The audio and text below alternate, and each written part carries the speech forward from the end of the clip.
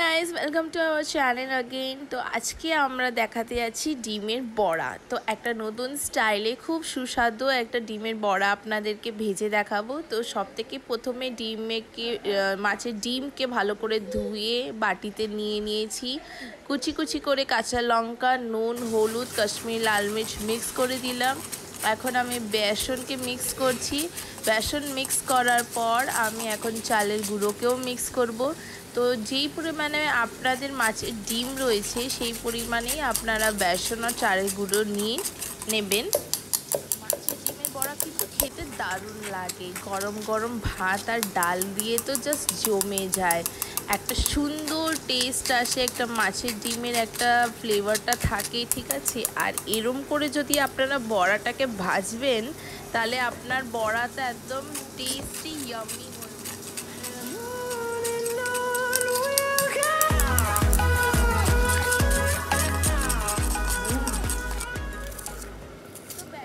চালের গুঁড়ো দেওয়ার পর এখন আমি একটা পেঁয়াজ কেটে একটা গোটা বড় সাইজের পেঁয়াজ নিয়েছি আমি, সেটাকে আমি এখন কুচি কুচি করে কেটে এর ভেতরে বাউলের ভেতরে দিয়ে ভালো করে একে মিক্স করব, একটুও যেন লাম্পস না থাকে। এখানে আমরা ওয়াটার অ্যাড করব না। আর যদি থিকনেসটা আপনাদের বেশি লাগছে তাহলে আপনারা একটুখানি ওয়াটার অ্যাড করতে পারেন। এখন পেঁয়াজ অ্যাড করা হয়ে গেছে, এখন এটাকে ভালো একটা মিক্স দেব।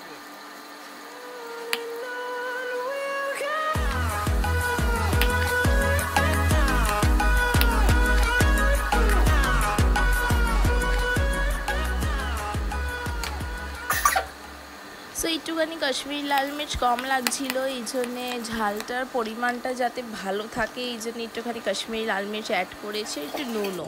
এবার আমরা প্যান নিয়ে নিয়েছি, নাহলে একটা ছোট কড়াই আপনারা নিতে পারেন। এবার তেলকে গরম হতে আমরা রেখে দিয়েছি। তেল যেন ভালো করে গরম হয়ে যায়, তাহলে বড়াগুলো বেশ সুন্দর মুচমুচে ক্রিস্পি হবে। তো এখন তেল গরম হয়ে উঠেছে, এই জন্য আমরা বড়াগুলো এইভাবে ঢেলে নেব। সাইজ আপনারা আপনাদের মতন বুঝে দিতে পারেন, ঠিক আছে। তো এখন আমরা বড়া ভাজছি।